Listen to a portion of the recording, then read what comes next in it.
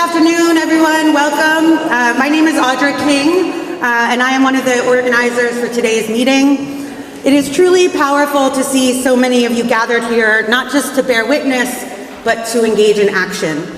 Today's gathering grows out of urgent necessity. We are meeting at a time when fundamental civil liberties are under attack, the very rights that make organizing, dissent, education, and democratic life possible. Across the country, we are witnessing coordinated assaults on free speech, on workers' rights, on immigrants, students, and Palestinian activists. In response, we are building something equally powerful: solidarity rooted in collective defense and collective action. This meeting is not simply informational. It is a space to strategize and organize together, to plan bold, coordinated public actions to defend the rights that we all depend on. Here's a brief overview of today's program. We'll begin with short remarks from some representatives of key organizations. That will be followed by a brief, what we're calling turn and talk to your neighbor. Then we will hear from several key speakers: Bishop John Selders from Moral Monday, B. Ray Perryman from ACLU of Connecticut, Alice Coleman from the Reach Fund of Connecticut, and Kathy Manley from the Coalition for Civil Freedoms.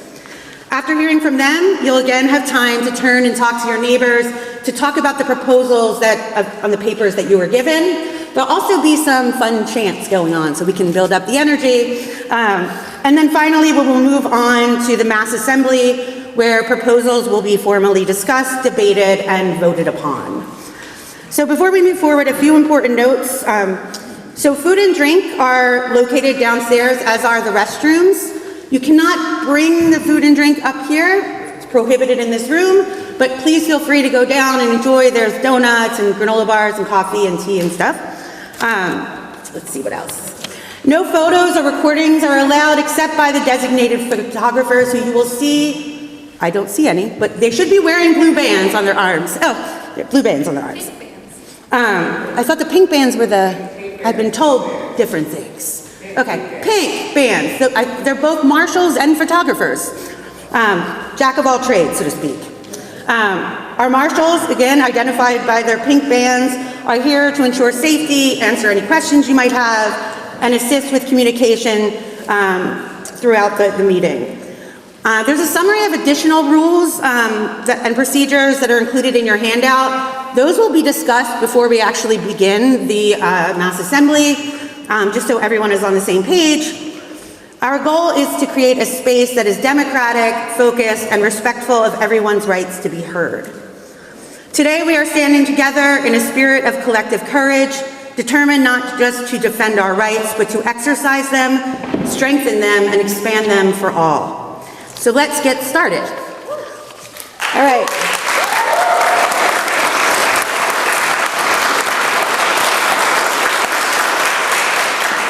So our first speaker today is Ahmed Hamdan, representing We Will Return.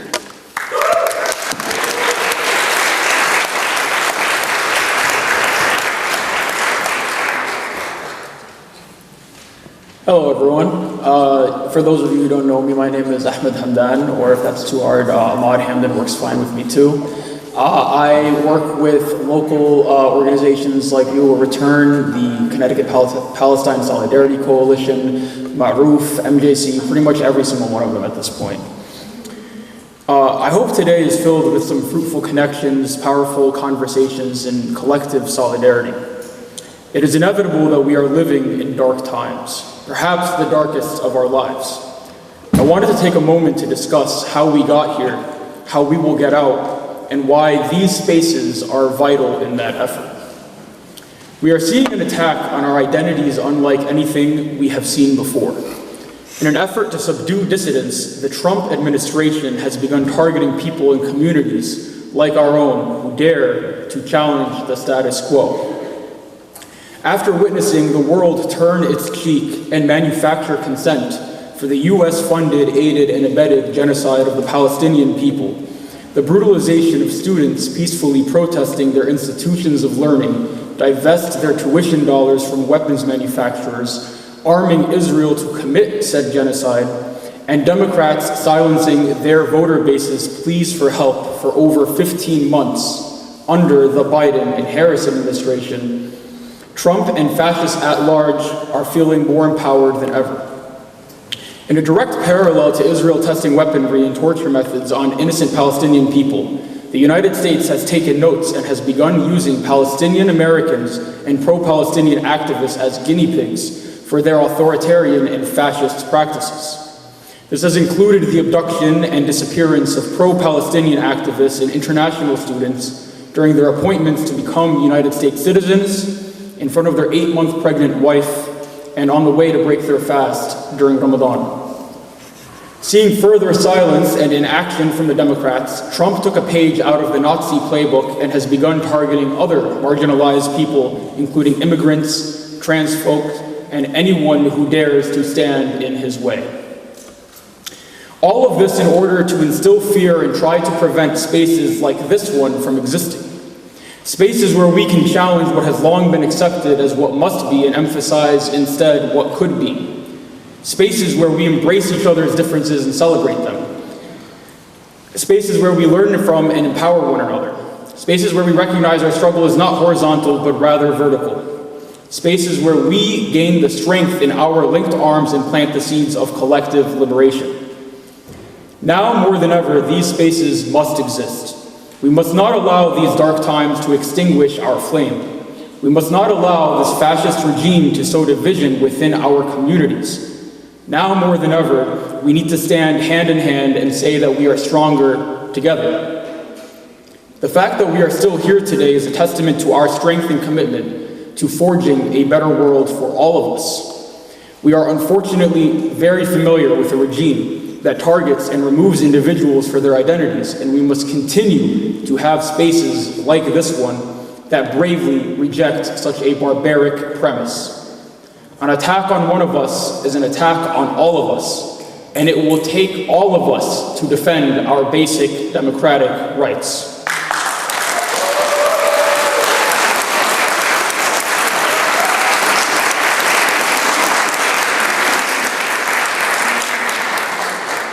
I am someone who is oftentimes optimistic to a fault, but I truly believe it will be these spaces and the connections made within them that will be the guiding light through the dark tunnel that we are currently in. Thank you so much.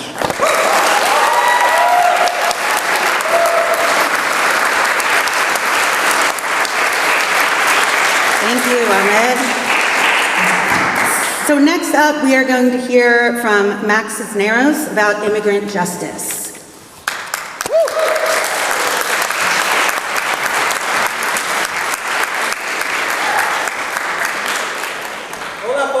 My name is Max Cisneros, born in Acapulco, raised in Stanford. When I say trans, you say power. Trans. Power. Trans. Power. When I say brown, you say power. Brown. Power. Brown. Power. Victoria Arellano, Joanna Medina, and Roxana Hernandez are three trans women of color that were killed in ICE detention, all of them under Republican administrations. Those were deaths done by the state. When I say trans, you say power. Trans. Power. Trans. Power. There was an effort during the Biden administration to end the practice of trans detention. It was understood by those three cases and more that ICE has no interest, even if they do, they cannot protect, they cannot keep safe, they cannot keep healthy trans immigrant lives. Therefore, we began, here in Connecticut was a part of that, the End Trans Detention campaign. And we actually got a proposal by the Biden administration to end that practice. And unfortunately, because of the recent administration being elected, now all those efforts probably aren't going to come to. So this solidarity, coming together, showing solidarity for different communities that are being marginalized, oppressed, dare I say murdered, it's important. Thank you for showing up. When I say trans, you say power. Trans. Power. Trans. Power. When I say brown, you say power. Brown. Power. Brown. Power. Thank you so much, everyone.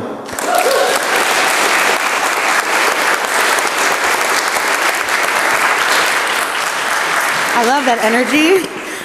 Okay, so next up is Kim Vargas from Teamsters Local 1150 Pride Caucus. Please welcome Kim.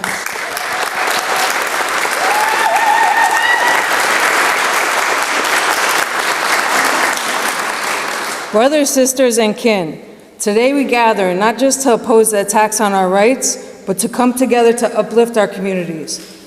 I've seen firsthand as the president of the Teamsters 1150 Pride Caucus and the Northeast Director of the Teamsters LGBTQ+ Caucus, the threats and hateful policies that the Trump administration has unleashed against our community.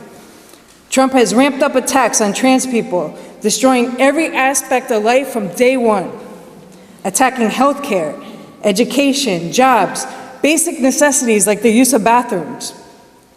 Trans people also are seeing their passports get confiscated and destroyed. Government is also looking to repeal gay marriage, re-implement conversion therapy, and roll back other hard-fought gains. Attacks on queer people represent attacks on women, on immigrants, on people of color, on workers in general. At this time, we must show unwavering support for each other, because an injury to one is an injury to all of us.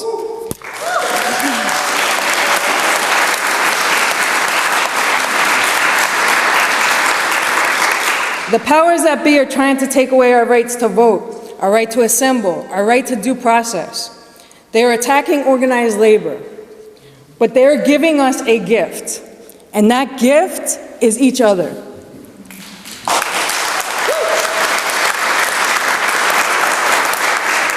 I'm inspired to see the support represented by every person here today. As union members, we know that our power lies in our numbers and our solidarity, both here and around the world. As queer people, we know that our power is in the streets and our ability to organize in the grassroots. So let's rise united. We fight today for a brighter tomorrow, for our freedom and for love. Thank you very much.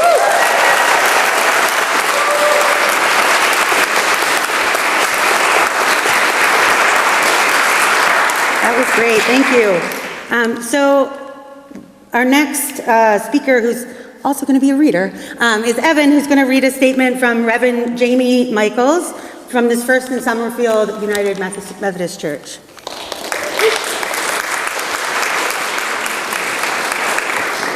It's really great to be up here with you all right now.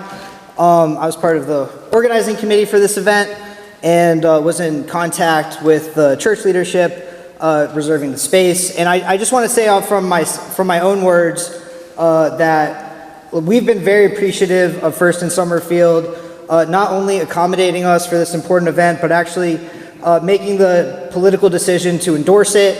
It's part of a long history of First in Summerfield being a church for social justice, it's supporting abortion access when abortion was completely illegal, to supporting the fight for reproductive justice now. So I think the church itself deserves a round of applause for that.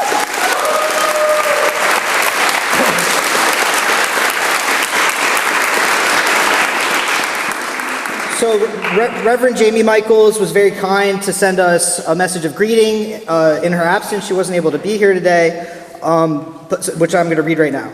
Reverend Jamie Michaels wishes she could be here with you today, but sends the following greeting. Welcome to First in Summerfield United Methodist Church. We're grateful to be in the work of solidarity and freedom with you. The fights to preserve civil liberties, protection from ideological persecution and tyranny, and the freedom of speech, press, and religious practice are woven throughout the story of our church's faith's history. We pray blessing and peace on your work here today and look forward to continuing the struggle together as we move forward. You are very welcome here today and always. Thank you.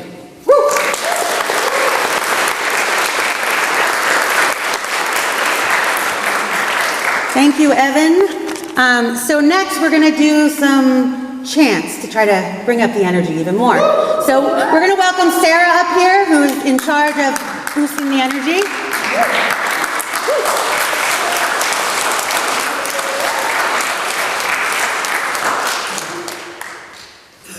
Can everybody hear me? Yeah. Okay, great. Can everyone who can just stand up? We're gonna be sitting for a while, I'm sure, so we're just gonna do some light stretching real quick. Also for you to make any sounds that come forward from your body too. So first of all, we're just gonna go like this and just twist your body. That's where we're gonna go. All right, and we're gonna do some little bouncing. Great, awesome. Go side to side. Great, awesome. All right, can everybody scream? Ah! Thank you. Oh, that was great. All right, that's it for chance. No, I'm kidding. Yeah. When I say free, you say Khalil. Free! Khalil! Free! Khalil! That was great. That was a great warm-up, guys. Let's try again. When I say free, you say Khalil. Free! Khalil! Free! Khalil! Hands off! Khalil. No. Guys, a new one. Ready? I'm going to teach you guys a new one, okay? It's going to be a call and back, okay?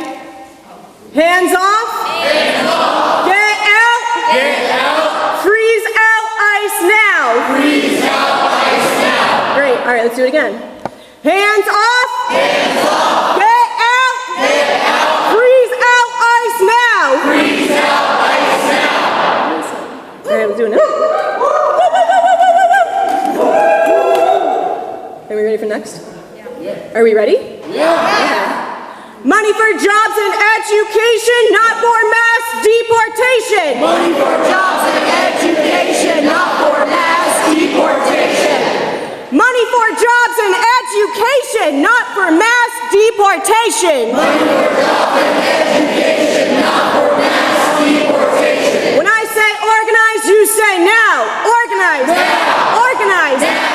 When I say organize, you say now. Organize. Now. Organize. Now.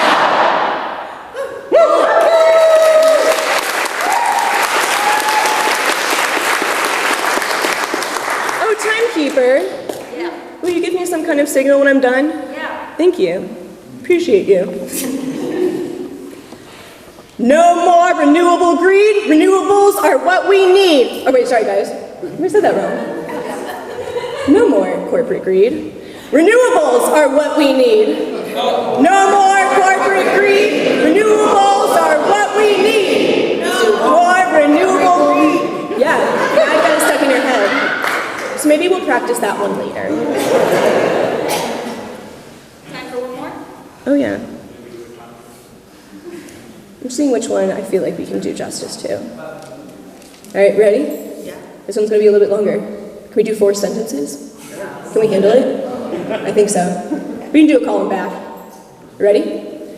When immigrant rights are under attack. When immigrant rights are under attack. When student leaders are under attack. When student leaders are under attack. When working people are under attack. When working people are under attack. When free speech is under attack. When free speech is under attack. No justice, no peace.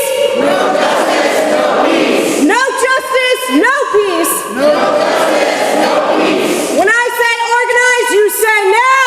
When I say organize, you say now. Organize. Now. Organize. Now. Thank you.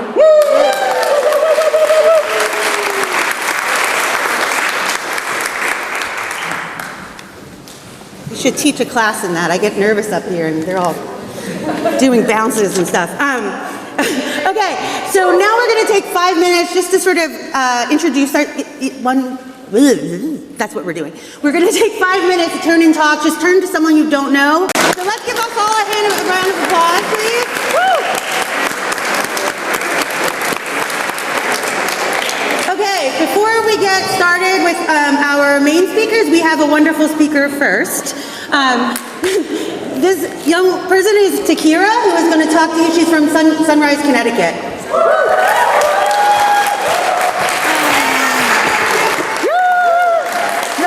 Okay. Hi, y'all. My name is Takira, she, her pronouns.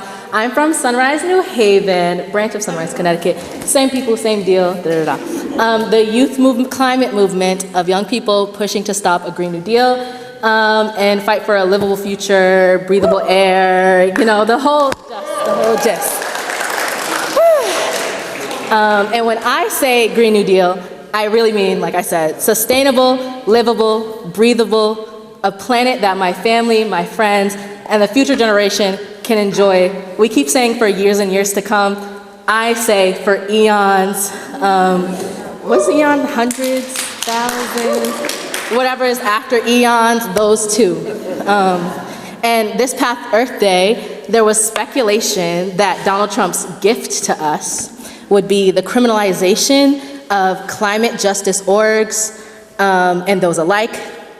And although nothing major was announced, we have seen the seeding. We have seen students being arrested and charged at protests and actions with charges like disturbing the peace and worse, for standing up and speaking out against Trumpism and the billionaire agenda. And we know that they won't stop there. The Trump administration has tried before to remove C3 status from organizations like Harvard, which would potentially cut their funding in half and pause it while they're being investigated. More seriously, there is talk that certain orgs, specifically outing Donald Trump, Elon Musk, and the big oil billionaire connection, will be labeled as terrorist organizations, meaning full-fledged investigations, arrests of movement leaders, board heads, and much, much more. But Donald Trump and the Republican Party can only carry out his agenda if people, agencies, and workers go along with it. So instead, we will disrupt business as usual. We will resist at every level, in the streets, in our schools, in the halls of power. They are going to use every level of government they have to attack us, but if there's one thing that Earth Day has taught us, it's this: corporations and their bought-out politicians are no match for movements when we get organized. I don't have an ask for you, but as you all know, May 1st is May Day, the conglomerate, or the holiday that was come up of all the things that happened for the 8-hour work week. There's going to be a bunch of orgs out. My ask for you is go to the green on May Day, get organized, meet your neighbors, talk to your family, talk to your community, because that's how we save ourselves.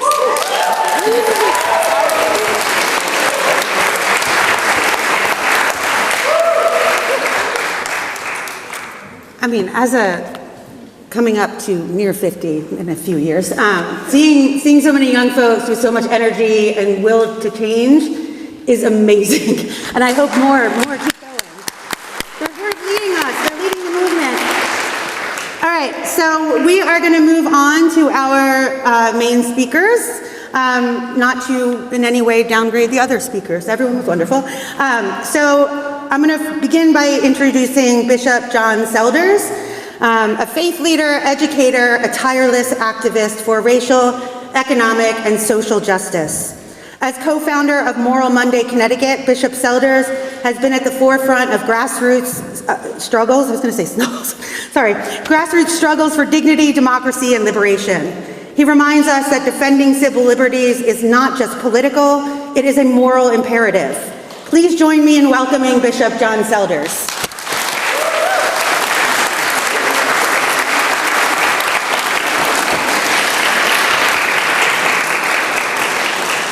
Thank you. I'm a preacher, so I'm used to being on a time. Put me on the clock right now. I'm so pleased to be here, to have been asked to once again stand in this space and in this spot.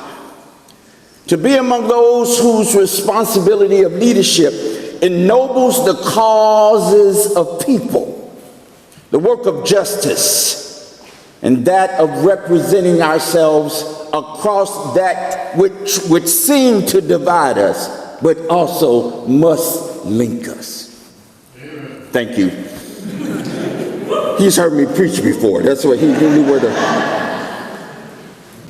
It is the responsibility, this place of responsibility, I believe, of duty, of vision, standing in the shoes of the prophet, linked for me by birthright, yes, to the Black prophetic tradition, which has been the leaven in the American democratic loaf. These are borrowed words from my brother and friend, Dr. Cornel West. Speaking of this tradition, he said this. He said, "What has kept American democracy from getting fascist or authoritarian or autocratic has been the legacy of people like Frederick Douglass, Harriet Tubman, Sojourner Truth, Martin King, Fannie Lou Hamer, and those are just the ones you know about.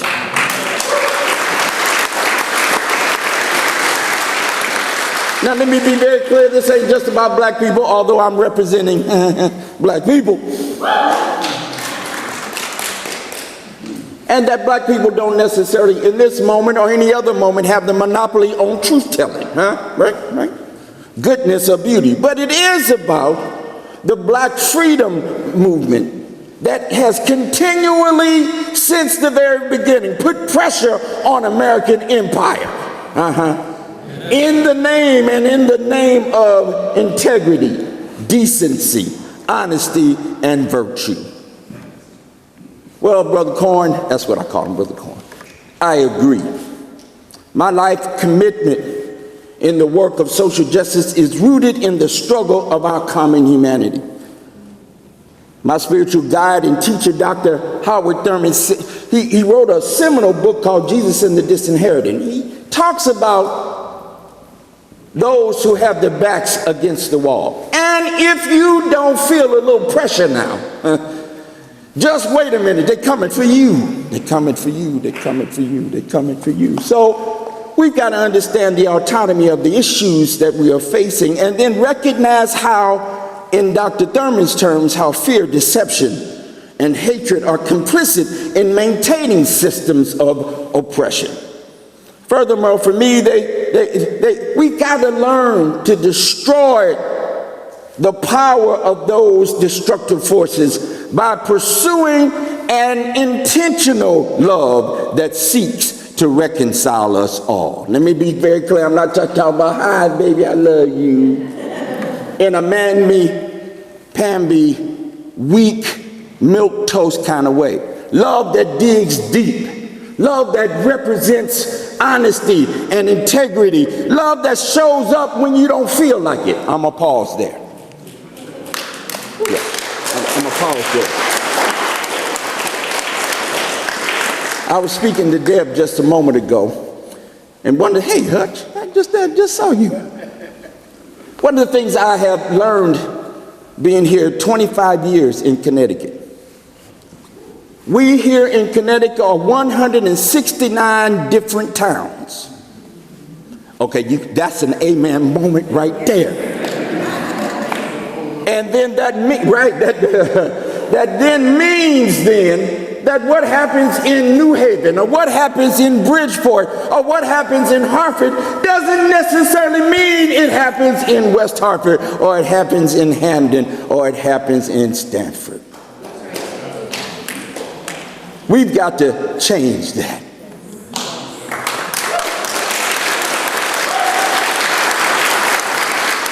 So for me, anybody engaged in this work has got to be intentional about this position of love from a space of humility anchored in an ethic that says you matter, period.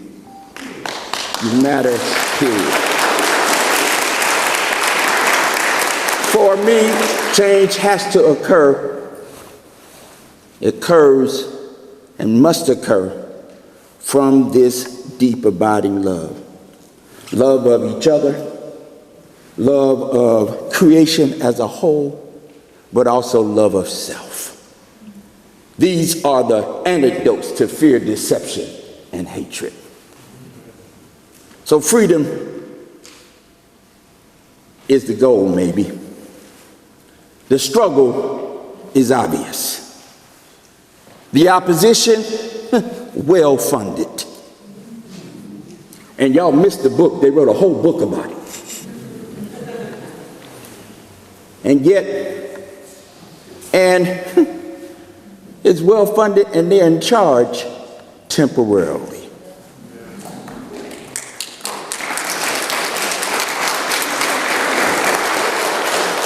So the work has to be done not just where we are in our towns, but also outside of our towns. The work has to be done not just in the domiciles of our complicities, wherever they are, but also in the work and in the actions, both in our bodies, in our souls, in our minds, in our hearts, with freedom and liberty and justice for all as the end game. It's a just cause. Our work is righteous. Our duty is also well-funded. Our call is unquestioned. Our commitment then must be in honesty, authentic, and sure. Integrity is a must, Hutch. You know that. It's a must. It's a must. So lastly, what happens to me in Hartford? What happens to you in Bridgeport? What happens to you in Chester? What happens to you and you and you and you, wherever you may be, has to be just as important as what's happening to others in these other places. Let me remind you of Let me remind you of a simple song we found ourselves singing on the front lines of Ferguson. We who believe in freedom cannot rest until it comes. Thank you for listening.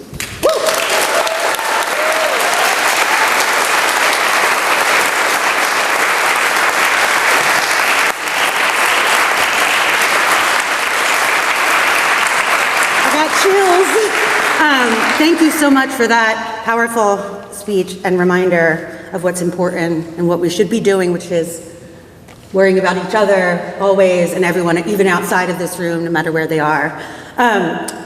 This next speaker is someone who is engaging in a fight that is close to my heart right now. So our next speaker, we want to welcome B. Ray Perryman from the ACLU Connecticut. I will say I have a whole thing written, but just want to say, if you haven't heard the news, ACLU Connecticut is at the forefront of defending our students across the state. No matter, it's a class action lawsuit, so they're all going to be represented if they've had their visas revoked. This wonderful person is going to be working to defend them, no matter who they are, where they are in the state of Connecticut. So let's give it up for B. Ray Perryman.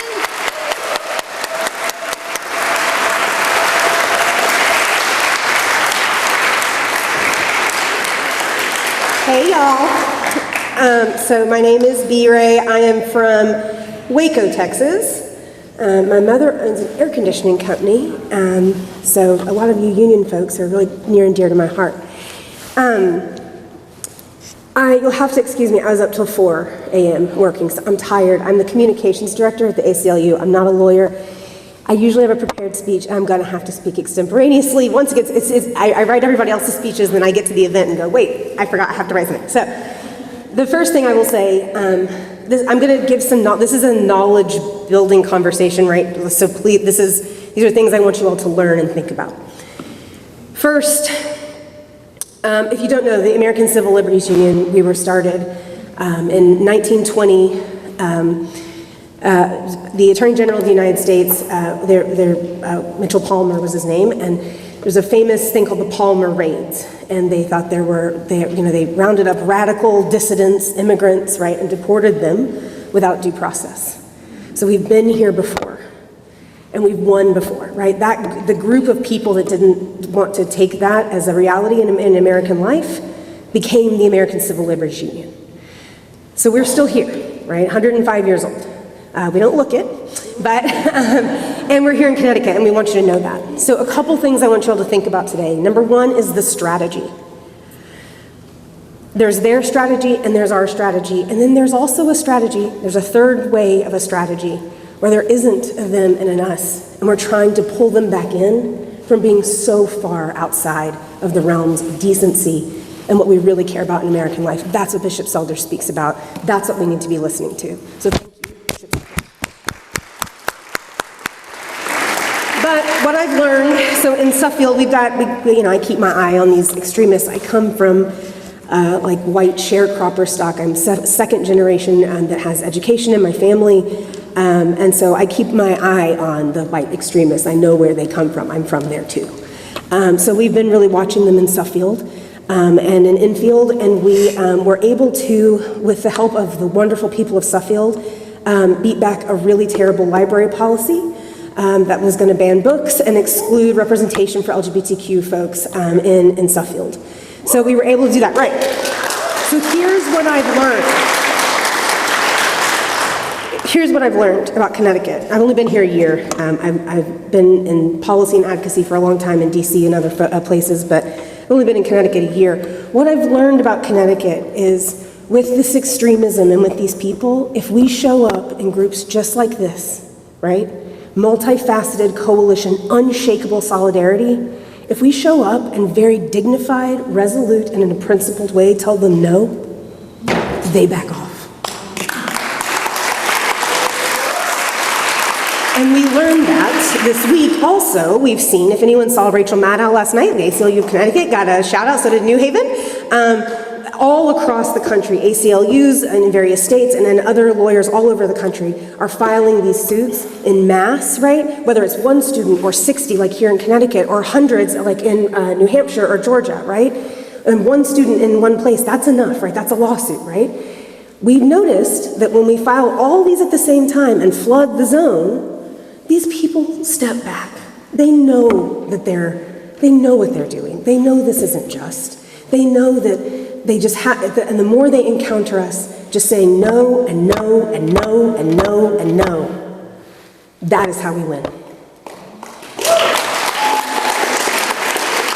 Other things, so continuing on the strategy, then I'll move to the tactics. The strategy is unshakable solidarity.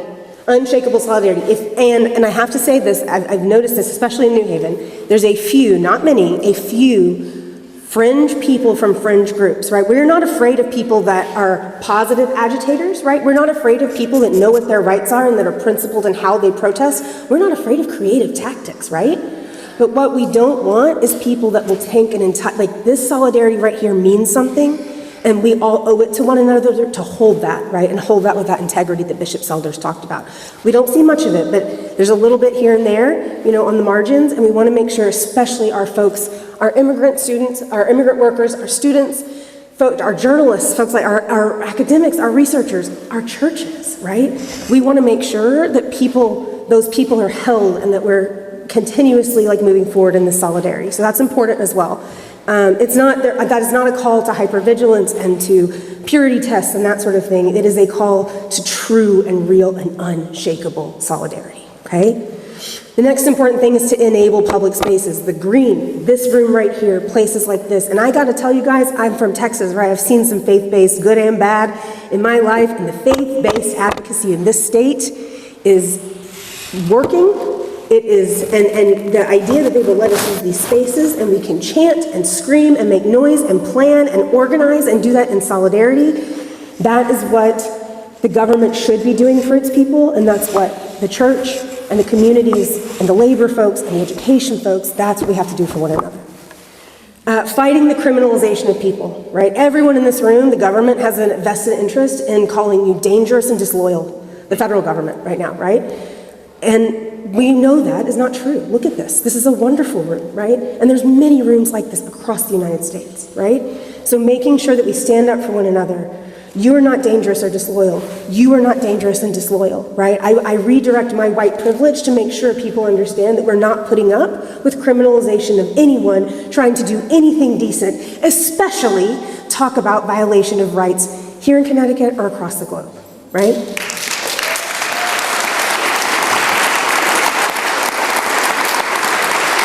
Their measures are not our measures. Their solidarity is based on exclusion. Our solidarity, the door's open, still open, I'm looking at it. That's our solidarity, okay? And that's what's unshakable, right? You know, and then mutual aid. So we're in a Methodist church, right? So let's talk about the methods, right?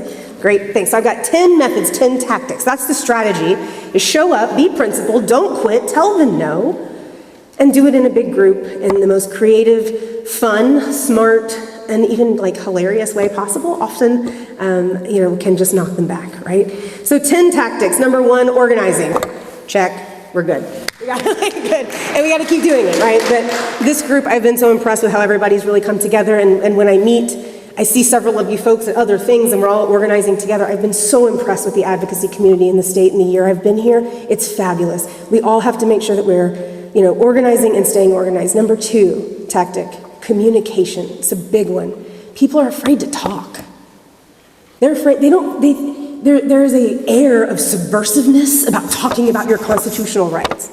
That's the most healthy civic behavior. It's like coming into church and saying, I can't say scripture.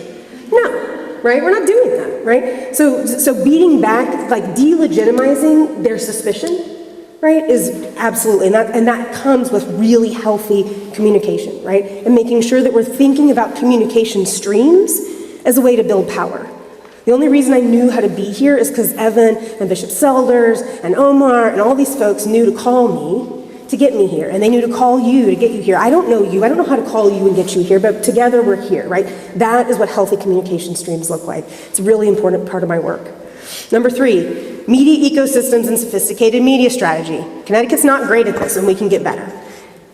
We dropped a story right when the lawsuit filed, like within a few hours we had a story. We'd been working with reporters on background beforehand, so that then when we had our big action, we could then focus on the students, the message, the people, you guys, right? We didn't have to focus on who's giving what quote and blah, blah, blah, all that. You plan these things ahead of time, right? That's a big thing. And I'm here to help with that, by the way. I'm the communications director of your hometown ACLU. You get in touch with me, we can help you. Number 4, solidarity, unshakable solidarity. We're good on that one too. The organizing and solidarity, we're good on. Number 5, protest and effective protesting, right? Making sure that you know and study. I'm a student of protest. I have a 2-hour protesting teaching on LinkedIn that you all can watch, and I'll come talk to you about it as well. Bishop Selders has been protesting forever. A lot of you folks in this room have been protesting for decades here, right? Learn from each other. Talk about it, and talk about what is effective, right? Sometimes a spontaneous protest is really, really effective, and that's a great way to move something forward on an issue. Sometimes it's a party, it's a block party, right? With food and mutual aid and music and like all these things, right? So that's number 5, is different types of protesting. Number 6, mutual aid. That's the love that Bishop Selder spoke about. Mutual aid. We belong to one another. Your future is my future. Your pain is my pain, our pain. And our success is our success, and they can't take it away from us as long as we take care of one another and have that solidarity. Number 7, curiosity. Really, we got to be thinking, guys, these media ecosystems, there's disinformation, misinformation. We've really got to make sure that we're disciplined in our intellectual practice and that you hold that really sacred, right? No matter where you are in the world, right? A place like this or in solitary confinement, you have yourself and you have that curiosity and that ability to think.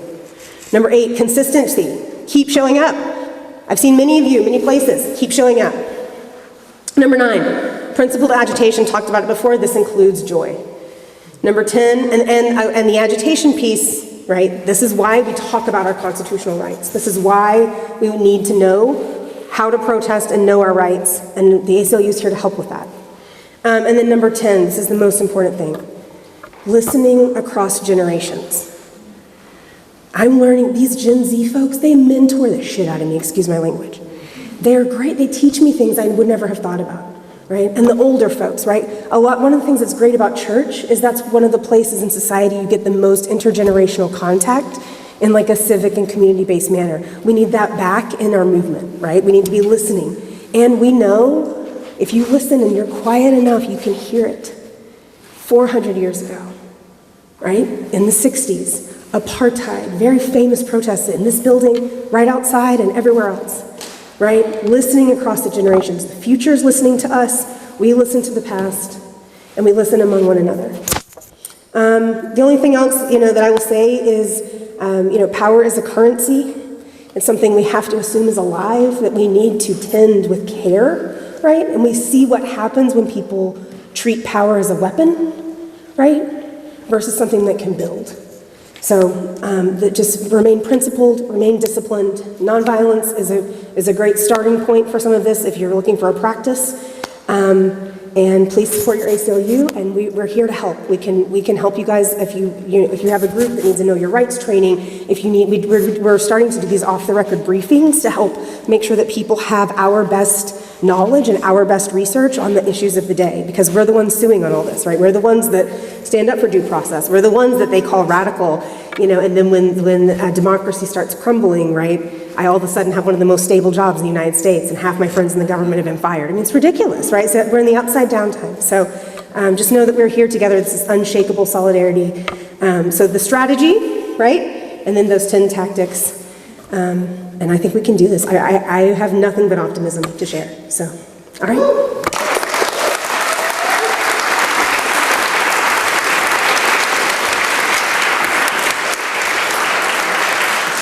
Thank you for that. And, I know you're tired, but that was wonderful, given how tired you are. I couldn't even tell.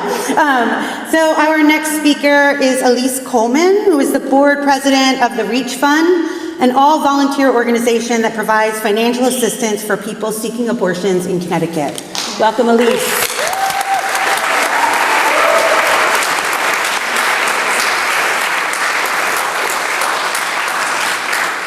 Hi, everyone. Can you hear me? My name is Elise. I work for the REACH Fund, the only abortion fund in the state of Connecticut. And I'm so grateful to be here with you today. I asked a favorite tarot deck for guidance when I was writing this speech, and it showed me the world upside down. Yeah. It showed me a goddess who is said to be inviting us into our cosmic citizenship. And I think a lot of us in this room can relate to that because we want to be good citizens. We want to feel good about our place in the world. We want to take care of each other. We lead with our values and think about how our actions affect others. And I think that's why the world feels so upside down right now. We can't understand why empathy is a flaw or why rich people are shredding the social safety net. And as abortion funders, we are scared. For years, we've witnessed some of the ways that fascism exerts control over people. We worry not only about this administration, but about the people it emboldens. The Trump regime, on its third day back, pardoned 23 people for their violent acts against abortion providers, and at the same time, they are kidnapping and expelling people who advocate for peace. Ooh. These 23 anti-abortion activists blocked abortion clinic entrances in violation of the FACE Act of 1994, which protects abortion seekers and providers. One group of protesters linked themselves together with locks and chains to blockade a clinic. One protester pushed a nurse and caused her to sprain her ankle. Another crushed a clinic volunteer's hand in a door. But students at Yale can't congregate on the lawn.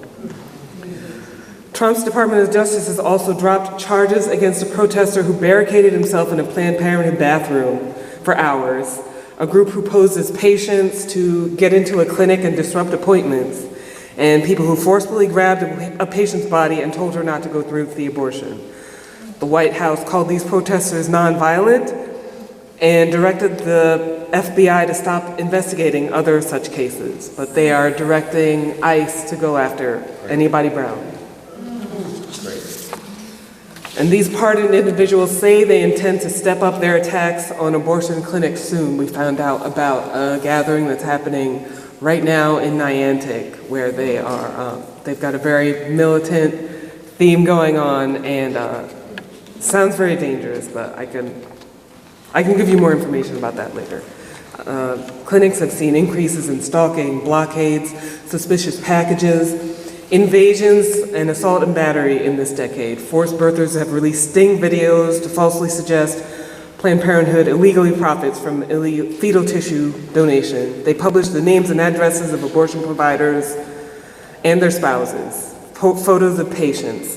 One website lists abortionists with the names of abortion providers grayed out to indicate an injury and crossed out to indicate a fatality. And of course, since 1977, they've committed thousands of acts of violence against abortion patients, providers, and volunteers, including 11 murders, 42 bombings, 196 arsons, and 491 assaults. Who really has civil liberties while this is allowed and even encouraged? Who's allowed to organize and protest? Who does this government protect? We know that since 2022, the Department of Homeland Security has warned about right-wing domestic terrorists and their potential for violence. We know that immigrants commit fewer crimes than people born here. They don't want to get caught and deported. It's common sense. The Trump regime says it's expelling violent criminals while a violent criminal sits in the Oval Office, while it commits crimes.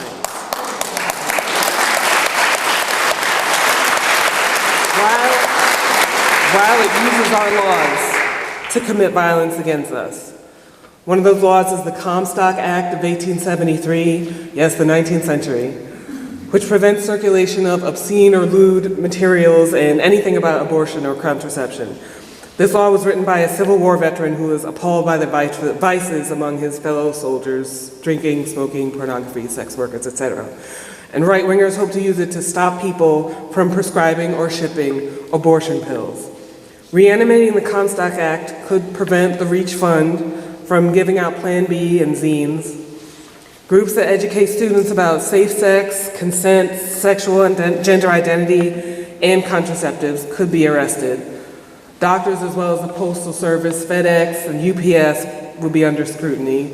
I mean, look around your Obgyn's office. Everything in it was at some point shipped. The law carries up to 5 years in prison. Planned Parenthood's controversial founder, Margaret Sanger, was arrested because of her feminist magazine and she had to flee the country. Emma Goldman, the feminist and anarchist, was arrested twice and served time for Comstock violations. We take for granted that in the 21st century we know much more about sex and sexuality, our bodies and ourselves, but that's because we are allowed to teach our children and each other. What happens when we don't have our freedom of speech and we can't educate the next generation? What happens when doctors can't tell their patients all their options? Well, that's already been happening. Abortion providers in 5 states have been required to lie to their patients. They have had to tell patients that fetuses can feel pain, that abortion is very risky, that it can threaten their fertility in the future, that it can increase their risk for breast cancer, that they will likely regret their decision. All false. 6 states have required abortion providers to tell patients that they can reverse their medication abortion with a shot of hormone progesterone. It does not work. It can really mess you up. Medical doctors do not have freedom of speech in their professional capacity. Patients are left bewildered, confused, and unable to make clear-eyed decisions about their health. In an already dysfunctional healthcare system, in an upside-down world, people seeking abortions also have to navigate around crisis pregnancy centers, which exist only to trick people out of getting abortions. CPCs look like medical facilities and position themselves near abortion providers. They advertise help and support for pregnant people. They have people in lab coats, but often no actual doctors. They provide ultrasounds, sometimes by untrained workers who put patients at risk. They collect people's personal information, but since they are not real medical facilities, HIPAA laws don't apply, so they can do whatever they want with that information. They tell patients that their pregnancy is not as far along as it is, so the patient thinks they have time to decide, and by the time they do decide, it's too late. They try to coerce people to not get an abortion. They promise to help with the baby, maybe provide a few diapers and some formula, and then they disappear. And best of all, they do it with your money. They get welfare, temporary aid for needy families money, and funds from some state governments that want to curtail our rights. Every state has more CPCs than actual abortion clinics. They say they do not have money for universal health care, but our government pays these people to lie to you and endanger your health. And at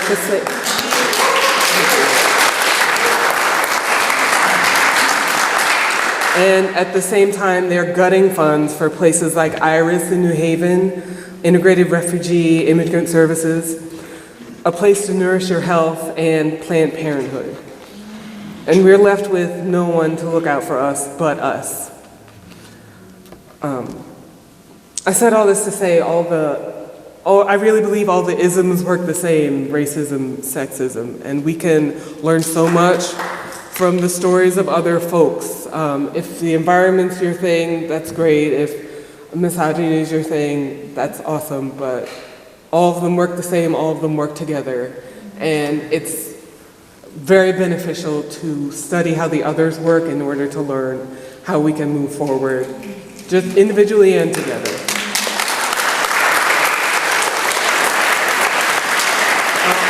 What did you say about unshakable solidarity? We love that. Thank you. And I think our next steps should incorporate education and mutual aid. We have a lot of knowledge about things like safe sex practices, de-escalation training, legal options for protesters and undocumented people, nutrition, and we can use teach-ins, virtual and in person, social media and pamphlets to help people learn about their options and access local resources. I would also like to see a vetted and verified private mutual aid resource. We talked about this at a gathering of abortion funds in Philadelphia last year, and because we do consider ourselves the mutual aid girlies, that's a non-gendered term. So if people need a ride to the clinic, a shower, translation, they could find help. And if you have a spare couch or coat to donate, you would have a place to send it. Can you put up a railing at a disabled person's house? Can you sew, etc.? We know people are going to be falling through the cracks, and we need to be there to catch them because we are good citizens. We have a vision of the kind of world we want to live in, and we can make it happen. I'm so glad we came out today, and I hope we can look back on this gathering as an invitation into our citizenship.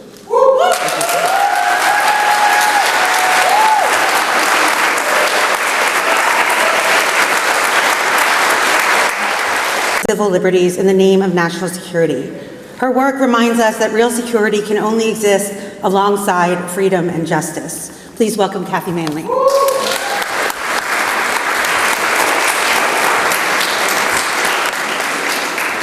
Thank you. So I'm a criminal defense attorney from Albany, New York, and I'm also the legal director of the Coalition for Civil Freedoms, CCF. CCF is a survivor-founded and largely survivor-led group that supports people, mainly Muslims, who are unfairly targeted in war on terror prosecutions domestically in very unfair cases such as sting operations, material support prosecutions where they weren't actually doing anything violent, no plans to do anything violent. I got into this work in 2004. I was an activist since the 80s, but I got into this kind of work in 2004 when my client and good friend, Yasin, now he's a good friend, Yasin Araf, was arrested in a very unfair sting operation in Albany, New York. And I don't have time to go into that, but let's just say he was completely innocent. He was framed. He didn't even know anything illegal was going on. Usually in sting operations, you kind of get manipulated into agreeing to something. He didn't even agree to anything. It was crazy. Anyway, but he and his co-defendant got 15 years. They're out now. I visited him last year in Iraqi Kurdistan. But after that, me and a bunch of friends of mine, we started studying other similar cases, and that led to us being invited to help form the Coalition for Civil Freedoms in 2010. And it was formed by a Palestinian man, Dr. Sami Al-Arian, who was at that time under house arrest in Virginia at his daughter's house. He had mostly amazingly beat the case. They tried to bury him for life, for nothing. He wasn't doing anything illegal. They had a crazy conspiracy case. Luckily, he got acquitted of almost everything, but he was under house arrest in a perjury trap. I don't have time to explain all that, but he was under house arrest, and so we had to go to him, a whole bunch of activists from around the country, and that was how we formed the Coalition for Civil Freedoms. And so we support people who are unfairly convicted and sentenced to very long terms. And just as a couple of examples, I don't have a lot of time to talk about that, but one group that was convicted was called the Newburgh Four in Newburgh, New York, not too far. They were actually tried in New York City. And that was an entrapment case, purely entrapment. These guys were poor, totally poor, had some prior convictions, drug cases. They weren't even really Muslim. they were conned into agreeing to something just to get money. They just wanted money, so that's entrapment. But the entrapment defense doesn't work in these kinds of cases. It never has. So there is no entrapment defense. They got all convicted and sentenced to 25 years, even though they had no ideology, no desire to support terrorism in any way. They just wanted the money that was offered to them by the government agent, $50,000 in one case. And then another type of case is that of the Holy Land Five, and they are Muslim humanitarians that were actually running the largest Muslim charity in the United States. And they were providing charity to like victims of Oklahoma City bombing, as well as to desperately needed, people that desperately needed it in Gaza. And they were giving it to the Zakat committees, the same Zakat committees that the Agency for International Development, when it existed, gave money to these same groups. But because these were Palestinians, they ended up being charged with material support to terrorism. And the leaders, who are some of the best people I've ever met, were sentenced to 65 years, which was life sentences in their case. So we're still trying to work to get them out, but we did, as of 2020, CCF was able to start filing compassionate release motions because that became possible legally when the First Step Act passed. And so we filed a lot of them. We got 7 people out of prison, including the Newburgh 4.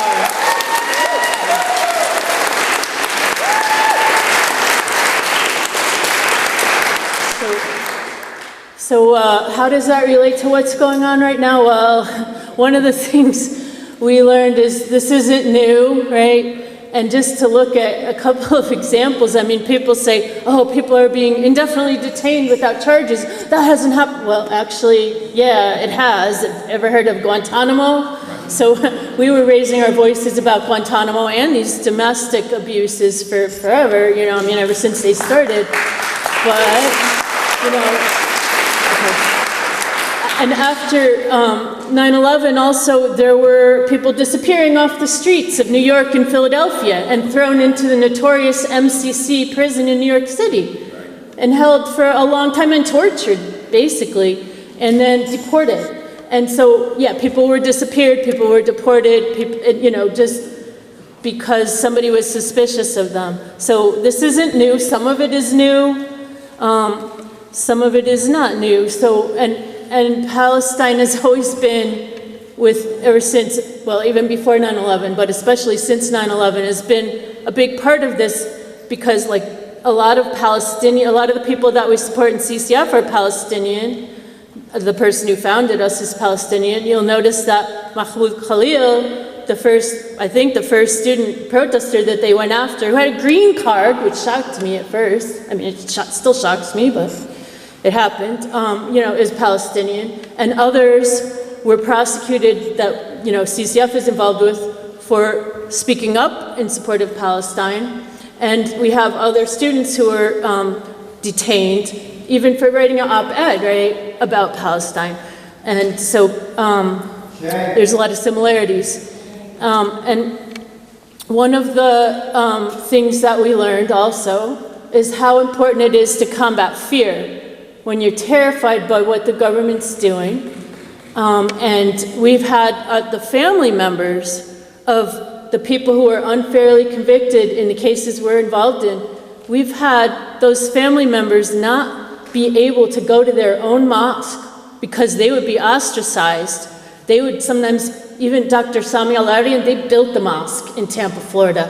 They were told they can't really come back there because it's too dangerous to the other people. And that's terrifying, and we need to learn to combat that. That did not happen in Albany, New York, with the arrest of Yasin and his co-defendant. For various reasons, we had a strong Muslim and non-Muslim coalition that supported them, that stood up, and people from the mosque said anybody can come in, see the mosque. They supported the families, and they really stood up. But in so many places, people were too afraid to do that. So we have to really combat fear, because staying silent does not protect you. They just pick us off one by one.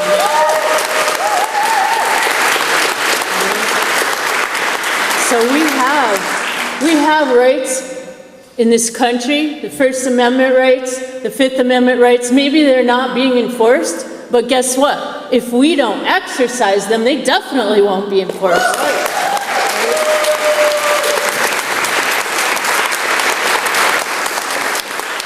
So we really need to stand up and speak out, and especially if we are less vulnerable than some of our immigrant brothers and sisters, right? Because they're just being disappeared.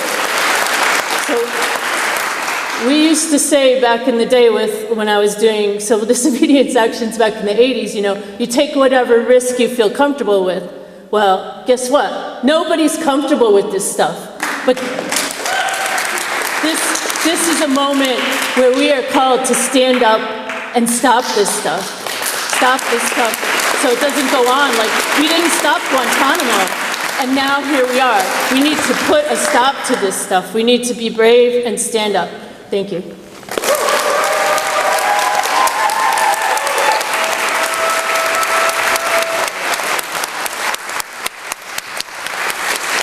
Thank you. Thank you. Let's give one last round of applause for all our speakers and the amazing work they're doing.